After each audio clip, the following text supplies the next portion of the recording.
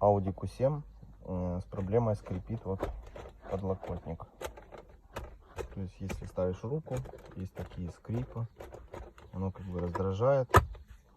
Буду все это дело чинить. В общем, использовал я антискрип и обклеил сам подлокотник. Еще у меня здесь полезло вот это покрытие такое мягкое, прорезиненное. Я его стер, потому что это некрасиво. Пока будет так, возможно, потом чем-то затяну. Вот сейчас результат самого подлокотника.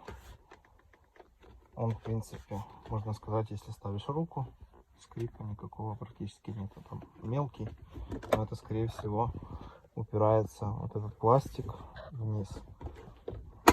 Поклеил я под вот этой штукой полностью. Также вот здесь на всех стыках болтов, которые вкручиваются вверх, это подстаканники, и снизу тоже. Потом на всех клипсах, защелках, плюс еще поджал вот эту штуку, чтобы кнопка нажималась более, сильнее, чем раньше, потому что она у меня легонько нажималась и открывалась. Там еще было сломано крепление, то есть подлокотник вот так поднимаешь, и он просто сам себе падал.